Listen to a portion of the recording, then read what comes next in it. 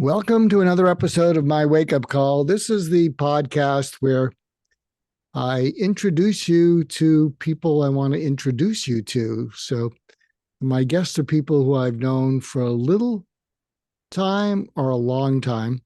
And I'm happy to have Sani Abdul-Jabbar on because I've known him for a long time, and this is long overdue.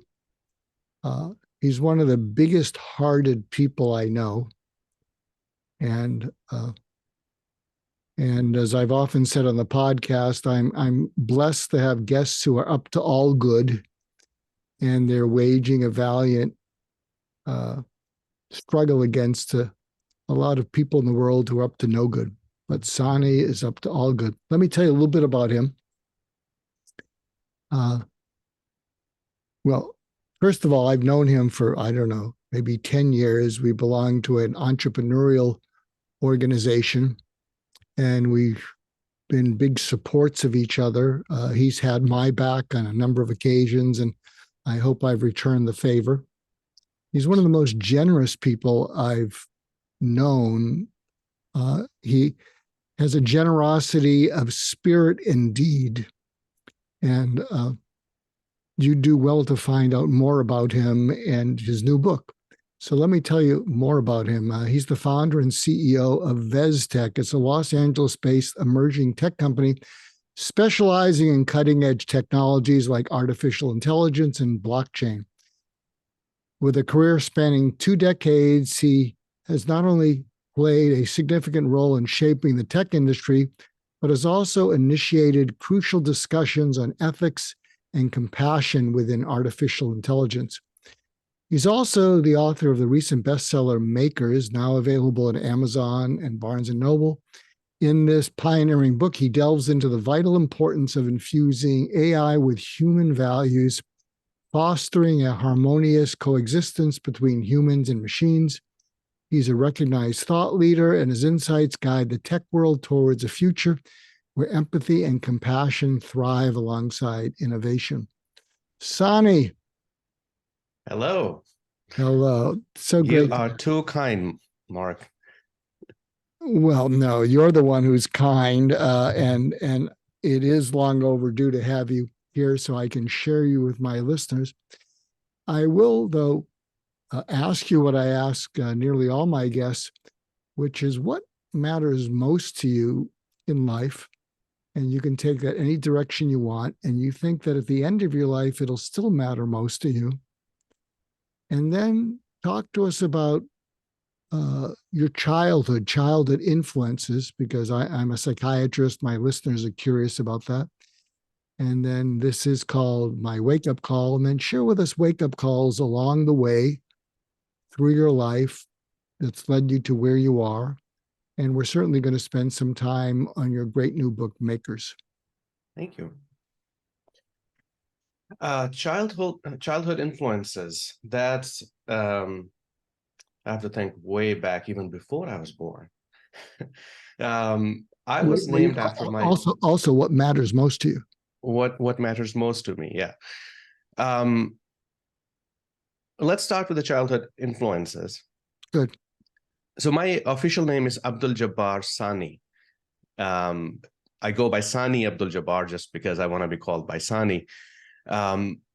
So in Arabic language, the word Sani means the second. I am the second Abdul-Jabbar in my family, named after my uncle, who was a scientist, and he left this world back in 1970, and I was named after him when I was born many years later.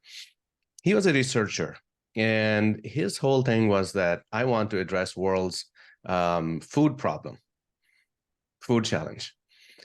So he was working on finding new ways, creative ways to get more crops, more harvest out in the deserts of the Middle East. He was a researcher at American University, Beirut. I'm originally from Pakistan. When I was born, so he had already set the standards of excellence for me even before I was born, right? So when I was born, as early as I can remember, everything that I did, I was told, well, your uncle would do it like this. Your uncle would do it like that.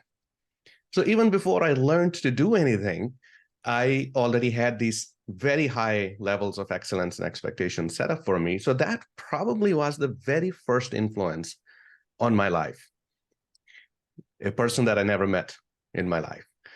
And then my father, I learned hard work from him. That man, he has done so many things in his life, and he continues to do things: physician, politician, businessman, family man. So value of hard work, I learned from him. So that was a strong influence. Then many teachers and friends came along the way. My mother, she, in Pakistani society, where, back in the day, it was like, man is the man, right? And ladies in leadership roles, it wasn't very common. And she she had a pretty successful career in education. And so that was another influence for me where, standards are meant to be broken, rules are meant to be broken. So be the trailblazer, do new things. So that was one of the influence. And then many teachers came along the way. What matters most to me is, as many of your listeners can relate with it. It changes from year to year. Till year 2011, I thought I knew what that meant. I thought maybe it meant building businesses. Maybe even before that, to me, it meant collecting diplomas and degrees, as much education as possible, without even thinking about application of that education. So I'm talking about academic education. What happened in 2011 is that I became a father for the first time. And the whole script got flipped, and on the whole way of thinking, it went from just me to now us, and even before that, I got married in 2008, but the thought, it was still like, it's like two people, we are a team, she's doing her thing, I'm doing my thing. So I don't have to think too much in terms of the world that I need to build for us. But when the kids came along, what's most important to me changed. Now it's not just me, it's us. And it's not just, I'm going to live for maybe another, if I'm lucky, another, some time. But now it's like, well, what's going to happen after I die and my kids are growing up in this world and living in this world, and then their kids and their kids. So now at that point, and from that point forward, what became really important to me is the change that I'm making in the world. The lesson we were taught in Boy Scout was leave the camp in a better state than you found it. So that kind of became important to me. And so everything that I've done since then, I think it's been more mindful than it ever was before that point, in terms of the projects that I take on, the products that I build, the companies that I launch. In the back of my head, the guiding principle always is, where is it going to lead us to? Is it going to make the world, the industry, the company, whatever space I'm in, is it going to make it a better place or not? So as cheesy as it may sound, but that's kind of as important to me now at this point in my life. Well, that's not very cheesy at all. In fact, I think it's admirable, and it doesn't surprise me because I've known you for some time, and that's totally in alignment with not only the way I know you, but the way everybody knows you. Thank you. So tell us more then about your journey from there and some other wake-up calls along the way. It sounds like the birth of your child was one of the biggest wake-up calls, but what about other wake-up calls? The other wake-up call before that, so after leaving Pakistan, coming to the US, I studied business in Pakistan, and then I studied business in the US, got MBA in Pakistan, then another MBA in the US. And when you get MBAs, they prepare you for corporate jobs. And during the MBA program, I remember asking my business strategy teacher, what is my purpose as a business leader? And he said, your purpose is to maximize the shareholder value. And I said, maximize? He said, yes. I said, did you mean to say optimize? He said, no, I mean to say maximize. I said, by any means necessary? He's like, yeah, as long as you don't get caught.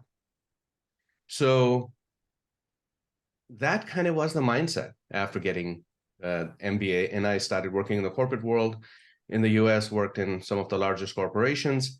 And my job at that time was process optimization, business process optimization, which is really a fancy word for jobs elimination. You go through your operations, you go through your processes, and you find out where I can cut jobs and save money, and you take people out.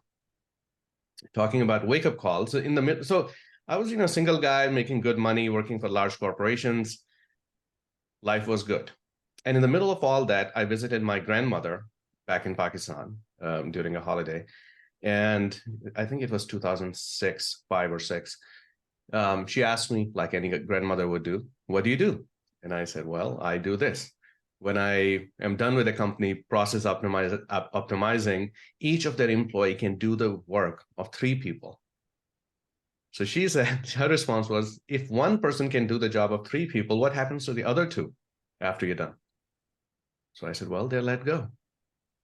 And she said, I still remember, she said, oh, so your job is to take away people's bread and butter. Mm. That was a gut punch. So I said, love you too, grandmother. Finished my holiday, came back to the US, back to work. But that statement stuck with me. And I kept thinking how I find a way not to kill jobs, but to create jobs, create economic opportunities, create ways for people to, earn their bread and butter, not lose it. And tech is something that I kind of knew. I had been working in the tech world. So went into that. US was still coming out of the dot-com bubble of the 2000. So there was an opportunity there. Companies didn't have a lot of money, but they still had tech needs, and there was a gap. So I created VezTeK, which is an emerging tech company. And the idea was we bring emerging tech. And back then it was all about outsourcing. So cutting edge, latest technologies, but not at the cutting edge prices. The prices were more reasonable because we could do it offshore at cheaper rates and then bring that to the US. So grandmother's statement, that became sort of a guiding principle for me. And if you go on our website today, it's there, right there. It's like I actually keep it right in front of me so I can practice that. It's been many years now since we had that conversation. She has passed on. But being mindful of when we take on a project, being mindful if we are creating opportunities or taking away opportunities for people, that is another thing that's very important to me. And that's been a guiding principle for the last 20-ish years. Elaborate more about that, about creating opportunities which can create more jobs as opposed to the bottom line. People are just there to be eliminated in order to increase shareholder profit. So creating opportunities doesn't necessarily only means creating jobs. It means creating opportunities, economic opportunities. That can be business, that can be job, that can be some other role. In the technology world, when we think automation, the very first thing that comes to mind, and especially in the wake of this whole AI revolution, the very first thing that I'm asked is, well, you talk about creating job opportunities, but through automation, you're actually killing jobs. And my response is that, no, I have rarely talked about creating jobs. I've mostly talked about creating opportunities. That's different. So if we have, let's say we talk about a project that can be done by automating things. I mean, there are all sorts of, we came across, especially during the mobile apps days, we would come across projects where one guy would come to us and he would say, well, I have, $20, $30, $40,000, build me an app and I'll make a lot of money. And some of them made a lot of money. But that was very limited. Yes, it was an economic opportunity for this person, but it wasn't gonna go far. There was no scale in that. It wasn't gonna expand. It was just, one person making a lot of money and that's it. It's a dead end.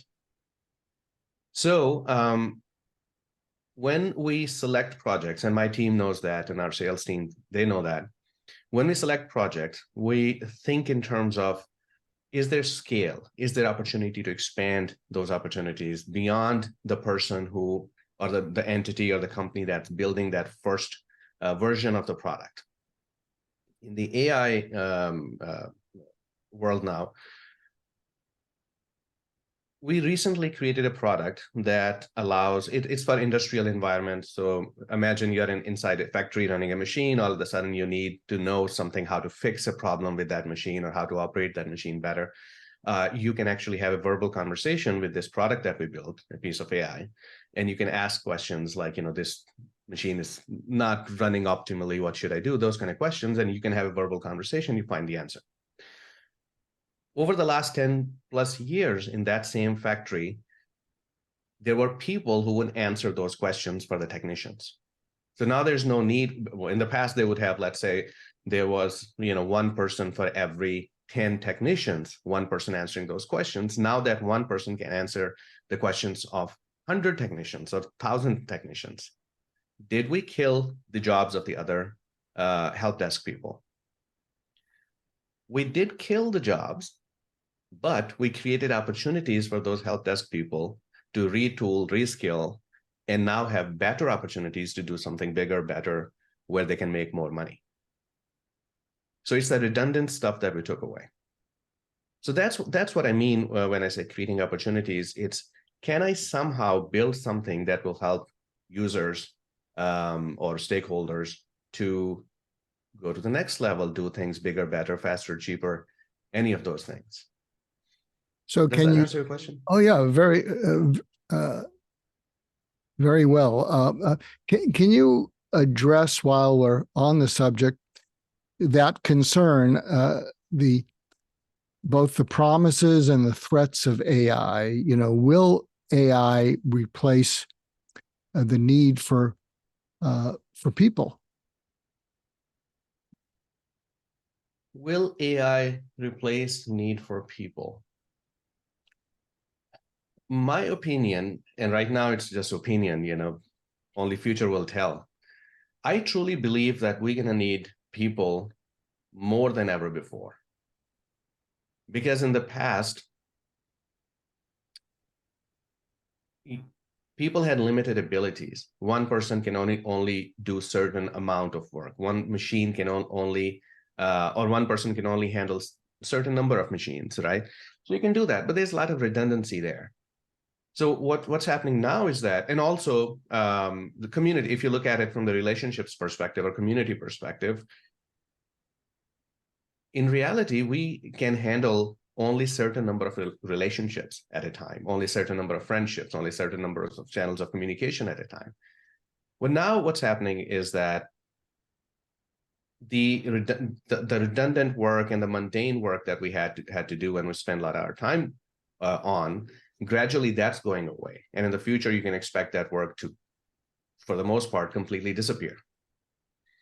Because of the channels of communication and ease of digital communication, what's happening is that people, instead of coming close, they are sort of getting farther away from each other, right? We don't see people in person that much. There's more and more Zoom calls, there are more and more WhatsApp calls, but that don't bring people together.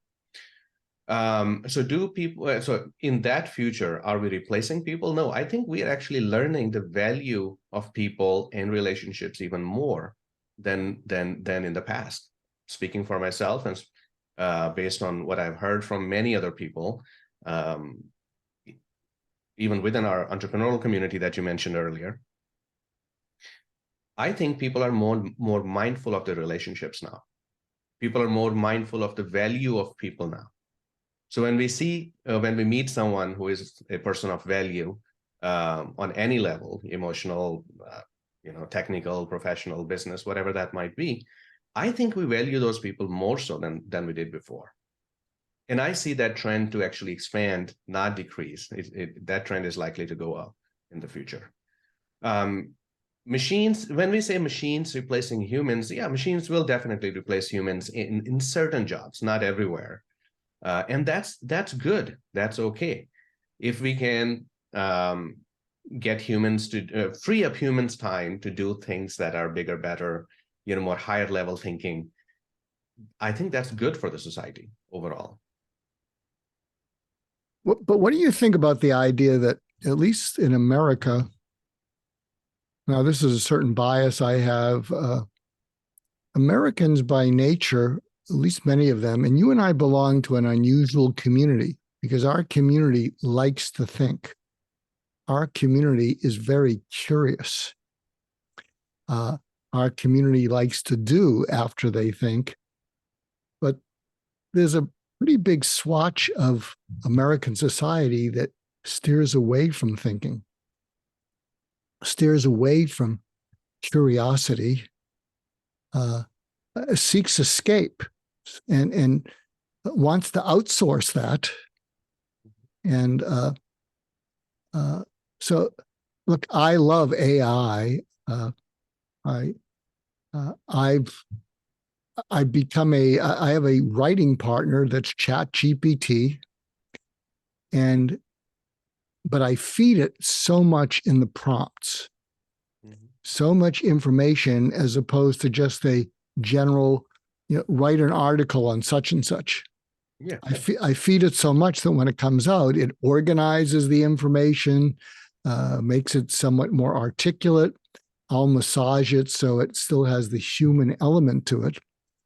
But I could see in the past, I would have, and I love it because it's so handy. In the past, I might have had a writer, and then we'd have to go back and forth. And that's not exactly what I meant.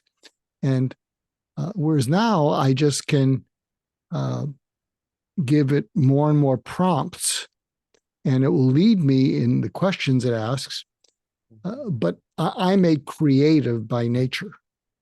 Right. So I may go away because of certain health issues I have, but but as long as I'm here, my creativity seems to be helped by all this. Yeah. I recently met a gentleman he's a public figure, very well-known person. I won't name his name. He openly, in a public forum, he said that I'm launching 3 books. And this conversation took place within the last month or so. He said, I'm launching 3 books by Christmas. So I think we were talking back in October, by Christmas. So that's like 3 months, launching 3 new books.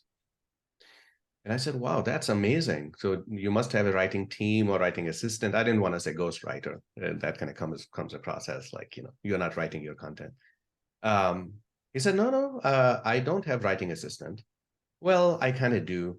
So what do you mean? He said, well, I'm going to launch these 3 books using ChatGPT. And he's saying it on a public forum. There were at least 200 plus people in the audience. We were on stage. And I said, you're saying it openly on a public forum in front of all these people. Doesn't it make you wonder if people are going to think you're just using AI to write the book? He's like, no. The thing is, I still have a person or persons who are helping me. In the past, they used to be writing assistants or ghostwriters or editors. Now I call them prompt writers. I'm hiring prompt writers, prompt engineers, and they're the ones who are assisting me write the book. Now, these prompt engineers, they are not expert in my area of expertise. I'm quoting this person. He said, I have my knowledge, I have my experience, and I give this knowledge and experience to these people, the prompt engineers. And then the prompt engineers, they use their skills to take my knowledge and create a book around it, create a story around it. The story, in his words, is like, story doesn't matter. The story is just to attract the audience and keep them engaged. It's the core message in that story. That's I'm trying to sell, and that message is still mine. That wisdom, that experience, that's still mine. And therefore, I don't see any problem not only using GPT, but also openly mentioning, and I might even put it on the cover of my book that I use ChatGPT for this purpose. So there's that mindset. If you're doing it, as you very eloquently put it, that, oh, just write me an article or write me a book. No, you're not. That's not the right way to do it. But if it's still your experience, if it's still your knowledge, all those in your experience, all those patients of yours, clients of yours that you saved throughout your work in suicide prevention, for example, those stories, those are yours. ChatGPT cannot create those stories. And extracting wisdom out of those stories, though that wisdom is yours. ChatGPT is just a tool. In the past, we used more recently, we had things like Grammarly, for example, to check grammar. or even word checker within text editors. In the past, we had dictionary. So these are just tools. ChatGPT is just, next evolution of those tools. That's how I see it, if it's used the right way. Now, next step in ChatGPT, by the way, is creating your own personally trained GPT. So my personally trained GPT is Sani AI. It's an AI that I am training based on my own writings, based on my own conversations from the past, and I'm just feeding it all that data. So what comes out of it is essentially my voice, my tone, my ideas. It doesn't have access to any outside content whatsoever, other than what I feed it, which is my previous writings. So in that case, now you are essentially expanding your ability to write. Your output goes up. You can maintain quality of the language, of the message, of the content, all of that, and you can do it much faster, right? So it becomes an enabler, not a crutch, not a replacement, not a something to hide, but it's basically a tool for you. It's an enablement tool. No, you're preaching to the choir. I have a team who's I have some health challenges, which my listeners know about. So I have a team who's wanting to create some sort of a legacy and has created a bot, for me from my writings. And we just had a conversation today about how to weave in responses that are more empathic than informational and instructional. So we spent my team and I spent ways to make that happen so that people feel understood and feel felt by my bot. Amazing. And great idea. Love it. And what I shared with them is I said there are various questions that can help people to open up. I said, what I want the end user to experience is that very quickly they're going to feel, how did I know that about them when they didn't tell me it? And so one of the instructions we're going to build in, which you're welcome to use in any of your work, I said, let's find something that can identify hyperbole, like awful, amazing, terrible. And whenever someone enters that in a prompt, respond with, say more about the terrible. Say more about the amazing. And then when they respond to that, maybe build on the next phrase, but then say something where you say, and you repeat back, I understand all those things that you just said, but what's really going on? So do you follow me? And there's all ways of going deeper. And what we hope the experience will be is that people, open up in different ways by using these prompts to help them go deeper, as opposed to giving them just information and solutions. That's amazing. Wonderful. Love it. I think you would appreciate this story. So recently, we've been working with a group in the UAE. They are a group of therapists, behavioral health group, have several dozen therapists in UAE and that area. And so they had my company create a tool similar to what you just described. The idea was, so their patients, they see the therapist once a week or twice a week. What happens between those meetings? So why not give them a tool that these patients can use during the days between their meetings with the therapist? What we found out, interestingly, with the test group, beta group in the beginning, is that patients, they were more transparent and more open and more willing to share with the GP, with the AI therapist than with the human therapist. And in some cases, these people were sharing stories like really intimate feelings and intimate experiences and stories that they had not shared with their therapist, even after working with the same therapist for a very long time. They just could not trust another human, but they're trusting the machine, and they're opening up. And when we asked these patients, the test group, we asked at the after the end of the test period, we said, "So how do you feel?" And they're like, "Oh, I feel heard. I feel empathy and compassion from this product." It's just a voice, right? What else was there? Oh, I feel like I can say anything and everything without feeling judged. And when we asked in the test, one of the therapists, the lead therapist, subject matter expert, he was with us, and he's like, "But we tell you in every meeting that there's no judgment during that therapy session. You can say anything and everything, and it's fully protected." And the response from several of those test participants was, "Yes, you say it, but still there's that hesitation." Especially experience.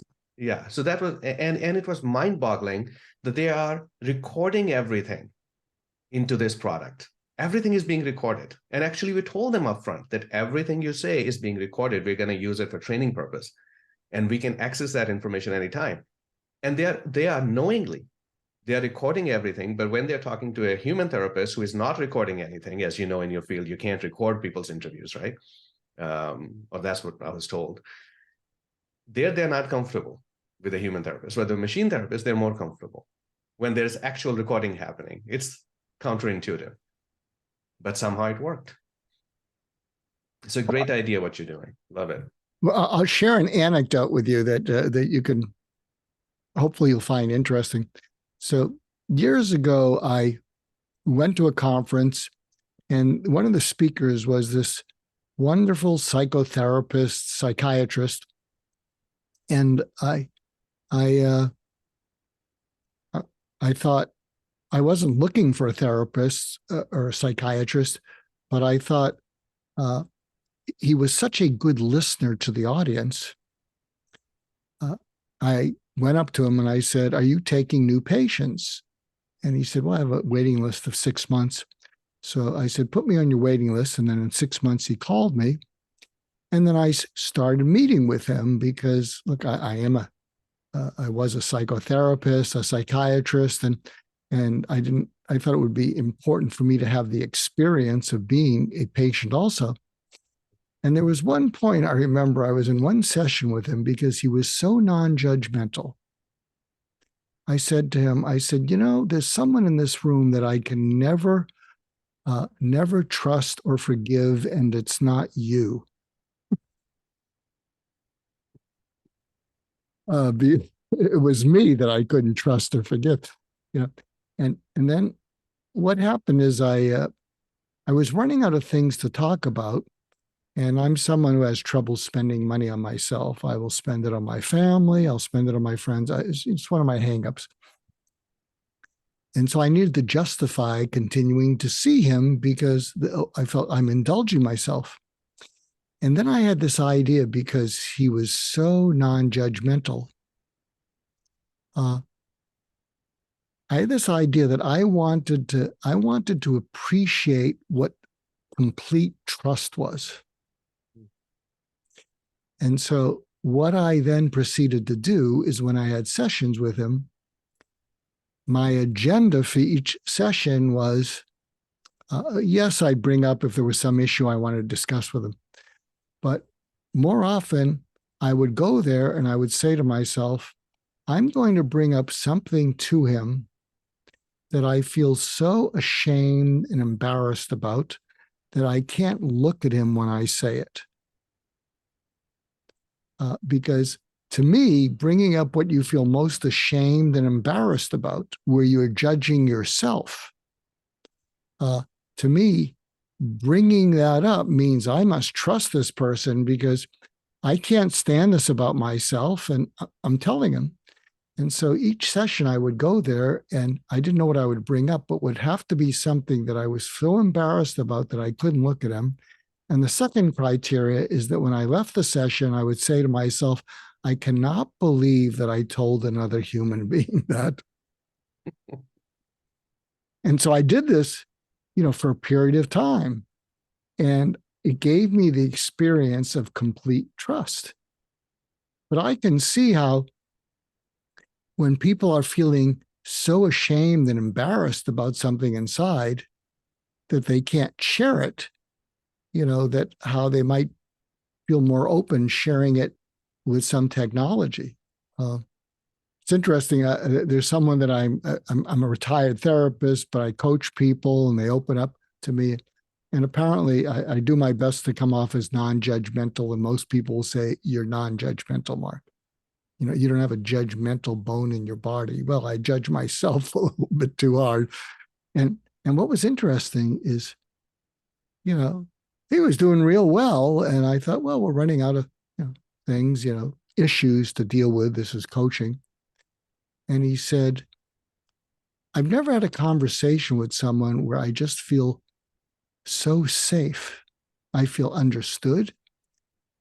I feel that you have unwavering positive regard for me. I can't do anything that would disappoint you in me. Now, that said, I wasn't a Pollyanna telling him he was right or he was wrong. So he'd bring up something and I might say, why are you doing that? Because I think that's gonna hurt you. So I didn't just roll over, smile, and just agree with everything. And so what happened is he says to me, I've never had this kind of safe conversation with anyone. And then he smiled at me and he says, I have a lot of hangups. And then he just started telling me these hangups, and they weren't big criminal things. They're just little hangups that we all have. Yeah. But I can tell you the freedom that he felt, having never shared these things with anyone. So I'm just throwing that out at you as data points because of where our conversation was going. But that triggered another thought in my mind. People don't feel fully open and safe, even with their therapists in many cases. So if a person is telling you that, I feel so safe, and you shared the story of your therapist where you felt so safe, it must be unique experience that you and your other client, your patient, both of you sort of notice that this is a very unique experience, feeling fully heard and non-judgmental and fully safe. From my own personal experience, even with day-to-day, even with friends, there's always in the back of my mind, there's always this thing like how much I can disclose, how much I can open up. Is it gonna, what if I'm too vulnerable and open up, tell some of my weaknesses or some of my traumas, is it gonna come back to haunt me later from this person if we are not at good terms? With the machine, people are feeling more comfortable, more heard, more safe, as in the story, the test that I shared with you. That can create a problem in the future that people might feel closer to machines than to humans, right? And that's why it is very important for us today to create frameworks and think and raise questions in terms of human-machine interaction, getting along with the machines, and not only coexisting, but thriving alongside the machines, because that is the future. Not just the future, it is the present. Right now, imagine how much AI we are using during this conversation. Your microphone, it has AI built into it for voice, to improve the quality of voice, to take out the noise. Your camera has AI built into it. Like, it's already here. So as we move into the future, I think it's a question worth asking.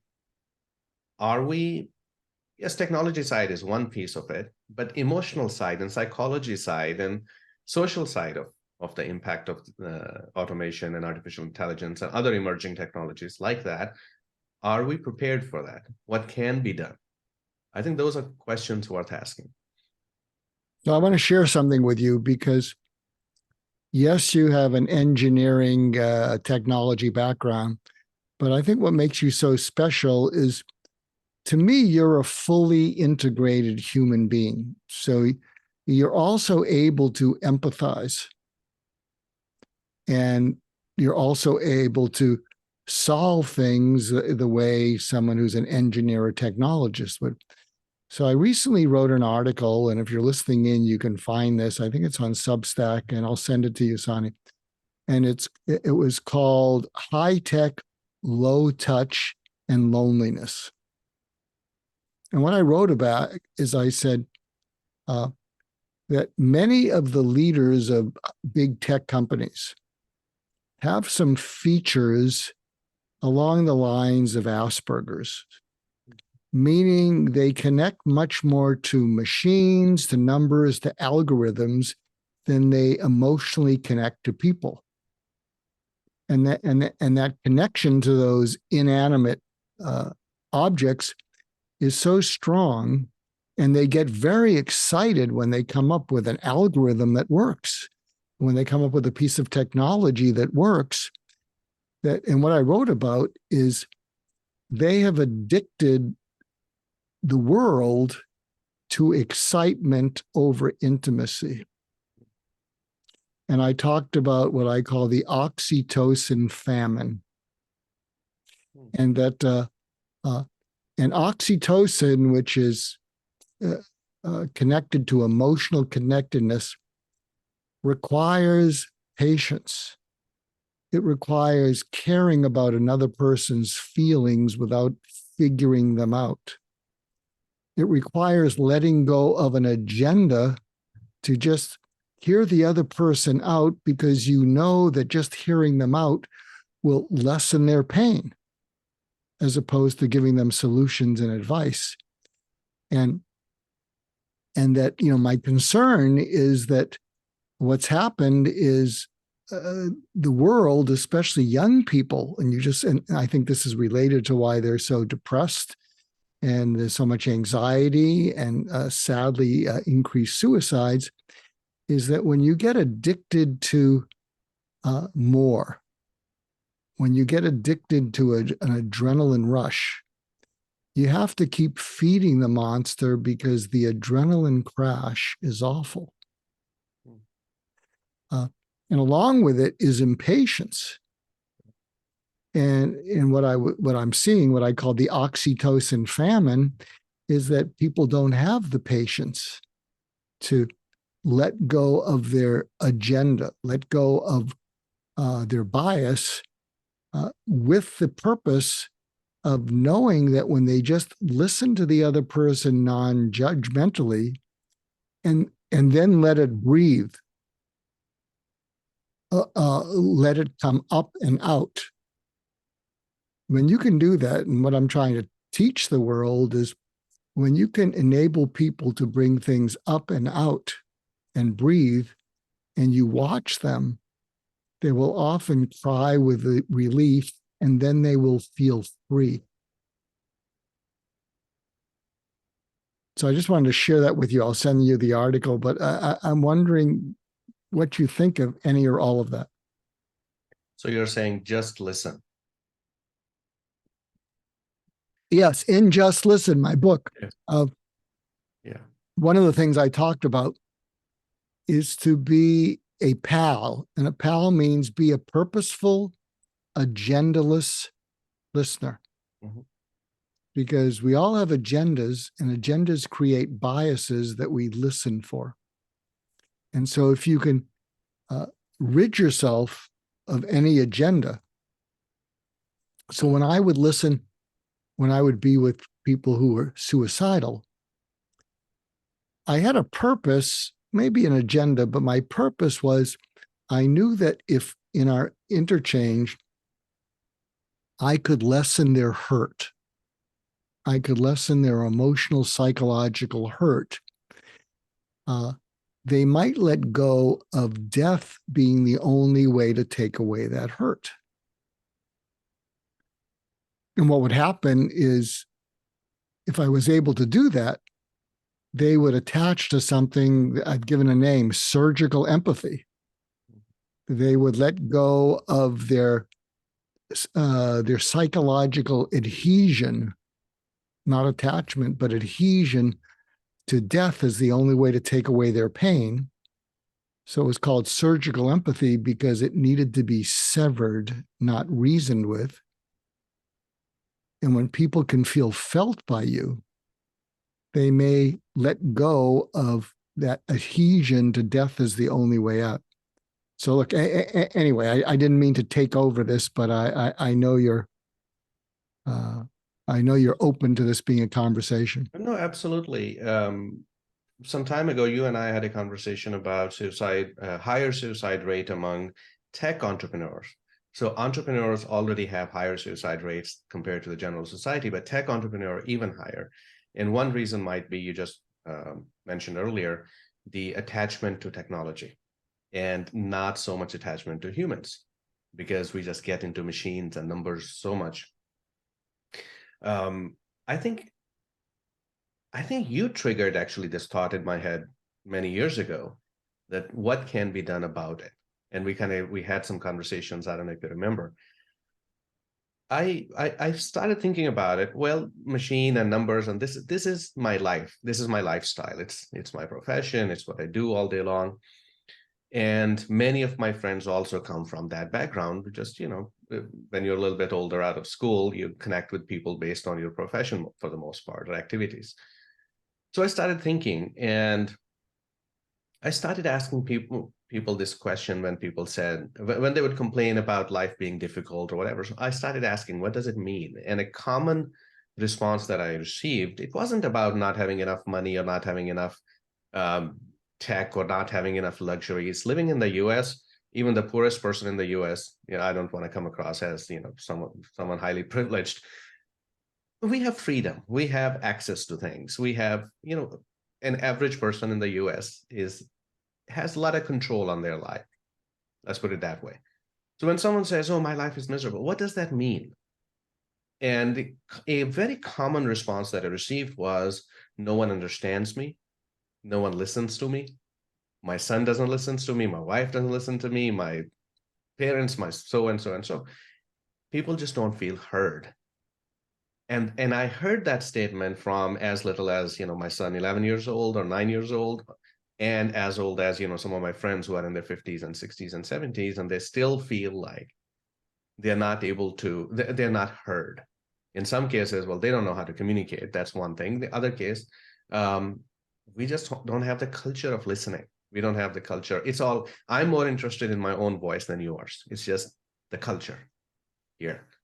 So I noticed that if I go out with my friends or colleagues and I just ask questions and just let them talk, I'm not a psychologist. That's not my area of expertise. In many cases, even if they have challenges, in many cases, I can't even offer them a solution. All I have to do is just listen, and it does interesting things. One, I feel like I am understanding this person a little bit more.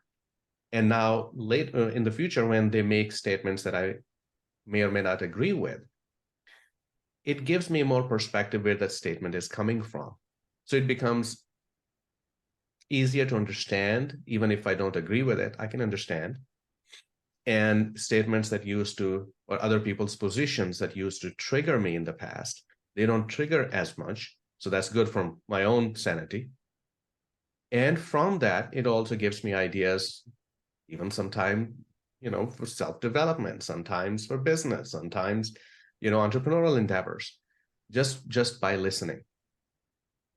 I don't know what we were talking about and how we ended up here, but it's a thought that you put in my head actually many years ago about the suicide and listening. And I've been practicing that. And in the where I was going with this is more mindful relationships and managing our relationships more mindfully. The culture where I grew up in Pakistan, relationships are just part of life. They are just there, right? You don't have the option. Your uncles and aunts and cousins and friends, they're going to show up at your doorsteps when they want. There's no scheduling. There is no, at least that's how it was when I was growing up. Now, even living in the same city, many times we don't, if we don't actively try, we don't see our friends, we don't see sometimes even our family members who may not be living with us under the same roof. Even living under the same roof, sometimes we don't see each other for extended periods of time unless we make intentional effort, just because the way life is. And we ended up having people closer to us because of activities, because of school, because of work, not because we chose to be with them, not because we selected them on some criteria, right? And that's a practice that I started about a year ago, I think, where I started creating these circles of people in my mind. Actually, I write them down. So there's this circle. If I need to call somebody in the middle of the night, who I can call. If there's a bigger circle, if I need to talk, who I can call. There's a bigger circle. And the biggest circle is the people who, you want to go out for fun. Here's a bigger circle. They're good people just to, have fun with, but that's the extent of what the value they can bring in your life and the value you can bring in their life. And that's not good or bad. That's how it is. But without listening and communicating and spending time with them, and spending time doesn't mean just being, a quick phone call. The purpose of quick phone call or text message is exchange of information, not connection, in my mind, at least. If you want to connect with people, you have to sit down with them, share coffee or tea or, something else. But that's how you get to know people. But mindful relationships and mindfully nurturing those relationships is something that I've been thinking about and I've been talking about in my circles, at least for a year or so. And there seems to be a need and appreciation for that from people. So I'll share something with you. And I could be wrong, but at the end of what I'm going to share with you, you're going to say to me, count me in. So that's going to be at the end of what I share with you. So I have these serious health issues. I could die. And what's happened is in the past 5 months, normally I don't let people care about me because I'm the caretaker. I'm the doctor. I'm the therapist. And when I'd speak to someone, they'd say, how are you doing? I'd say, well, I'm doing fine. What's going on, Sani? What's happening? How can I help you? What are you working on? Blah, blah, blah. I live to serve. I live to give. And about 5-6 months ago, I guess someone initiated a call, so that probably something they wanted or whatever. And they said, well, how are you doing? And normally I would say fine and try to be of service. But instead I said, well, I got a couple issues. And they said, oh, really, what? And they were probably multitasking. And I looked at them, and it was on a Zoom, and I looked in the camera like I'm looking in your eyes, and I said, I might be dying. And I just paused. And my eyes got a little tearful.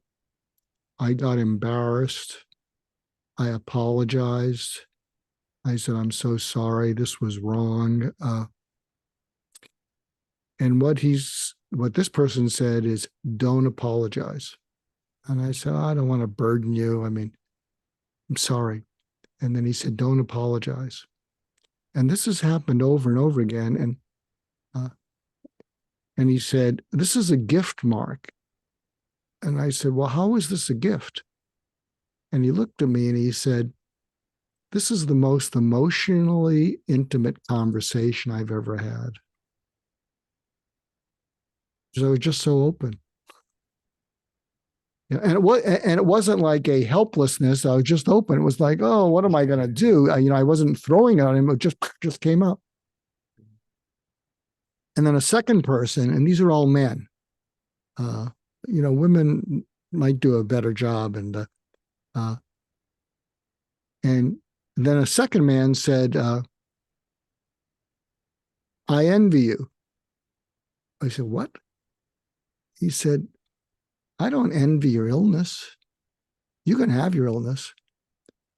He said, I envy your openness right now. You feel so safe with me that you're just open. you're raw. You trust me. And you can feel safe and trust me. And I envy you because I've never felt that. And I don't see you as emotional. I see you as free.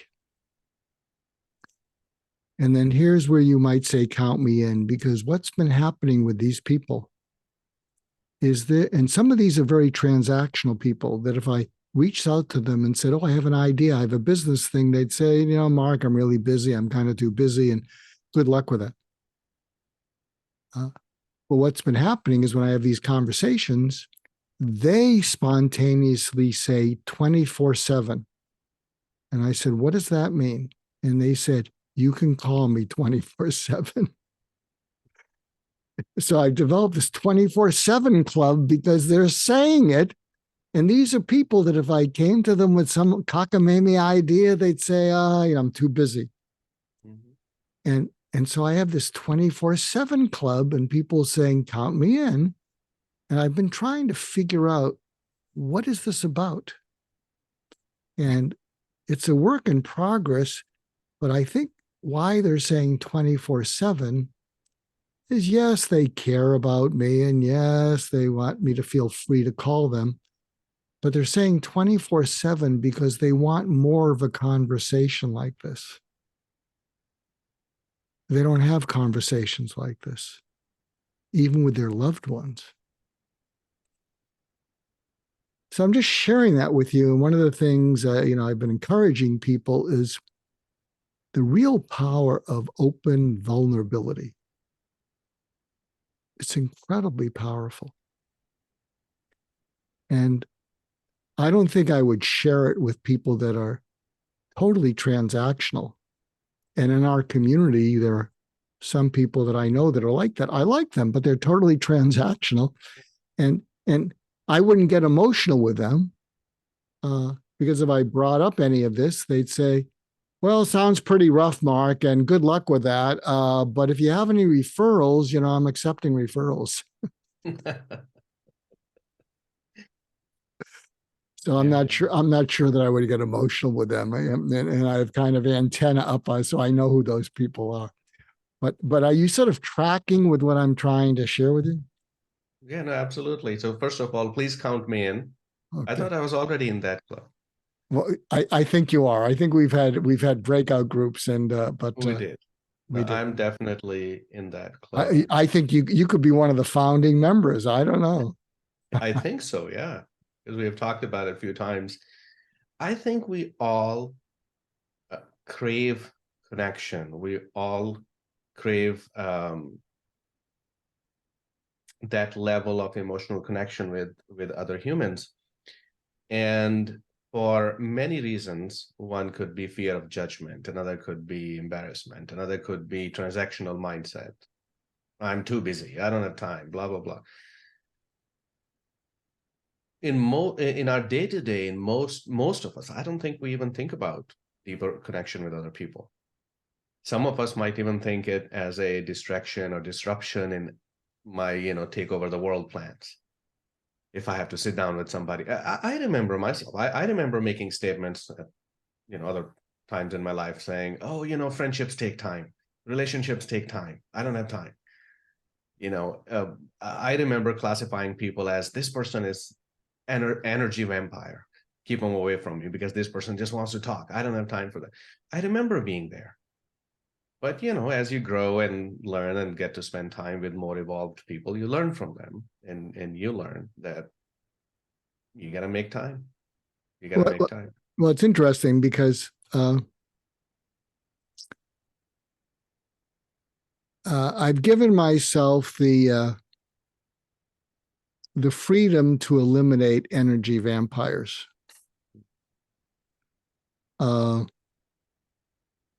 I've allowed myself that. Yeah. And so I hope when I, spontaneously share just openly, this vulnerability that I'm not being an energy vampire. And so far, maybe I should quit while I'm ahead, because so far people don't seem to experience me as being an energy vampire. No, I mean, totally honestly, my honest opinion of you, no, you're not. You're actually on the opposite extreme of that. Like, take as much energy you can from me. You have that kind of style. All the years that I've known you, you're always a giver, not a taker.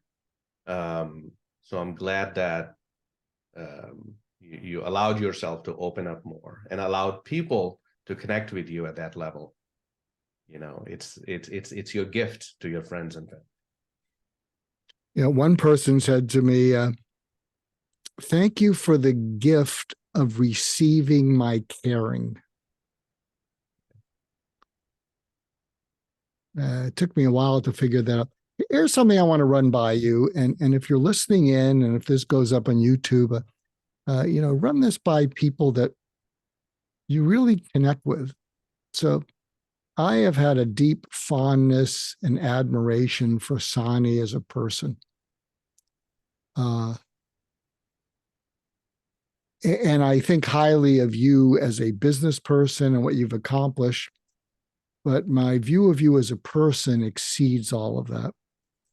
And so when we have a conversation like this, I say internally, I got to speak to Sani more often. We got to do this more often. Geez, we should do this regularly. And yet, maybe because we become so busy that, after the conversation, we get distracted. We go back trying to connect with our family. And lo and behold, 3 to 6 months pass. Yeah. And we don't connect. And I don't think that's an unusual experience, that sometimes something unexpected will happen, a spontaneous emotional connection with someone. And you're both feeling this uplifting feeling of connection. And you say, we got to do this more often. And then time just slips away. And I don't know if that's priorities. I'm not sure exactly what it is. I just know that it happens really commonly. What do you think? No, you're absolutely right. And knowing you, even before you had your team and ChatGPT and all this, I remember you were producing so much content every week, and I was like, how does Mark do it? And I know you have family and other responsibilities and all that, and so you're a busy man. You're trying to give so much to the world. I guess that's all it is. Like, as much as we want to connect with people, spend more time with certain people, our responsibility, and I think it may be more, especially in our community, the entrepreneurial community that we belong to. We are men of action. We are always doing something. We are always trying to build something new. And the culture is just, keep doing, keep going. And in that kind of lifestyle, if we don't build and nurture relationships mindfully, it's not going to happen. I have started using actually my calendar. 9 a.m. every Sunday, call dad. Otherwise, I know I won't call him for, weeks and months. 6 p.m. Friday, call my friend in Arizona. So there are times on my calendar that I have put, and I think you and I need to do that so we can connect more often. Calendaring it. Yeah. Like we always guard our calendar. If I have an appointment, I'm going to do my best to make sure I don't flake out on it. And I think calendaring something increases your commitment. Now, sometimes you'll calendar something, or if it's me, I'll say, "Oh, why did I calendar this?" But then, as soon as I'm in the conversation, it's like, "Oh, we need to do this more often." Absolutely. Something I'll share. You may have actually been in the breakout room in our community, but one of our members was telling me, because in those breakout rooms, I tend to the conversations tend to be a little bit different, I guess, when I'm in the room. Hopefully that's a positive. That's an awesome. Yeah. And one of our fellow members said, I'm really busy and I should prioritize things, but, and I mean to, but, I don't do a good job. But my dad was dying, and I just stopped everything and I went to the hospice and I held his hand for 3 days. And it was the single most powerful thing that's ever happened to me in my life. And I don't think that's an unusual scenario, that sometimes people put off things.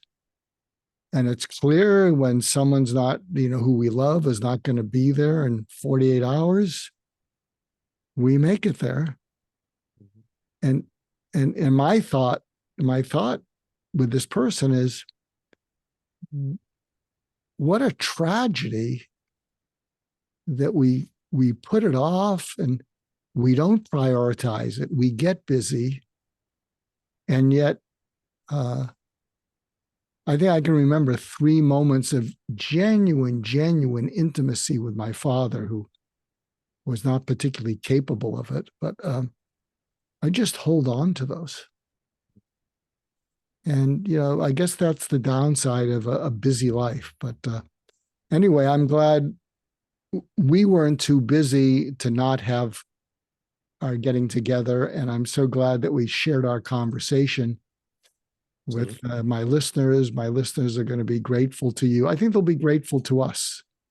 One of the ways I'm trying to model these conversations now is I'd like us to imagine that we're in a bar or something and we're having this conversation. Can we have a conversation where the people sitting next to us lean in and think, that's a much better conversation than what we're having? Yeah. And this was Sani. This was so. How can people find more about you in the new book? So if I may shamelessly plug the book a little bit,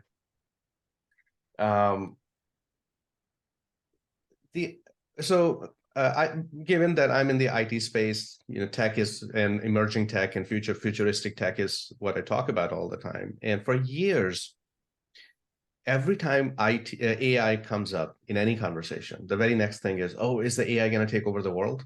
The whole cyborg scenario comes up. Robots taking over the world and destroying and all that. And until ChatGPT really became household name, the conversations were mostly within those, tech circles and without nerdy circles, which is fine. But now it's a mainstream conversation. Little kids are asking this question. People who have nothing to do with tech, they're asking this question. And there's a real fear out there. So I started asking this question: what can be done to avoid that cyborg scenario where AI takes over the world and humans have no chance? And I was having a conversation with a very accomplished gentleman in the social sciences space. And when I asked this question, he said, if you don't want your kids to do stupid things 20 years from today, dangerous things, destructive things, what do you need to do today? I said, well, I need to teach them good things today. I need to teach them good values, kindness, compassion, empathy, all the good human values, and make sure that they get these values, they inherit those values. So 20 years from today, when they are adults, they will be making more kind, more empathetic decisions. He said, exactly, that's the secret. Can you do that with AI? Can you do that with machines? And I said, well, the way we are teaching, quote unquote, AI, training AI is that we feed data, we feed samples, we feed historical data of the decisions that we have made. And then the machines, they learn from it and they make decisions based on that going forward. So why can't this be done? And I had lots of conversations with people from the tech and non-tech backgrounds to ask these questions. And at the end, I came up with these 4 or 5 human values that I believe if we can teach it to the machines, then we have a chance in the future. So the book, I don't want to give it away too much, but the book is basically based on these human values. And the scenario in which machines become self-aware and the machines start making machines start making more machines, machine babies. And so that future, that is bound to happen. Is it going to happen in 5 years, as Mr. Altman of OpenAI says, or is it going to happen in 50 years or 100 years, as Michio Kaku seems to believe? That I don't know. It can happen anytime between now and then. But the question is, the time to act is today, not 20 years from today or 50 years from today. It's today. So the book is all about those values, how they can be taught, what can be done. Why this book matters in the current environment is because decisions that we're making today in whatever profession we belong to, whether it's business or science or tech or non-tech, these decisions are creating data that's going to be used for the training of AI. So the work that you mentioned, chatbot, the chatbot that you're creating, that data is going to inform those machines for many decades to come. The decisions that are being made in the largest organizations of the world today, largest corporations of the world today, that's the data that is going to get fed to AI so that it will make decisions in the future. So that's why the book is important. It's called Makers. It's available on Amazon and Barnes and Nobles and all other booksellers platforms. It became a bestseller within the first 3 days. And that's not a testament to what I did. I think it's because people want that alternate scenario where machines don't take over the world. People want to know what can be done about it. So that shows a need for this message and this sort of mindset. And I think I was one of the early reviews of it on Amazon. Yes, you were. Yeah, it's on the book right there. Yeah. Well, and if you're listening in, I know this is on a lot of people's minds, and because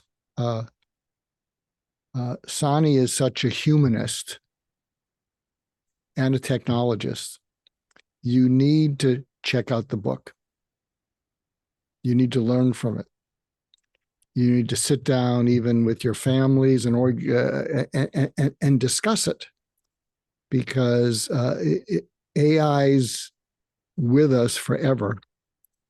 And we have some say in the direction that it goes. And I think this deserves to be a bestseller, and I think it deserves to be read widely. So if you're listening to this or viewing this, go get it and have conversations that it inspires, because it will. So thank you, Sani, and thank you to our listeners and viewers. And until next time, take good care. And thanks go to my producers, Robert Doc Barham and Todd Buchanes, for being the producers of this show and refining it. And it's now showing up on FM radio stations on the East Coast because of them. And so a big thank you to both of them, and a thank you to you, our listeners and our viewers. Take good care. Thank you, Mark. It's been wonderful. Thank you.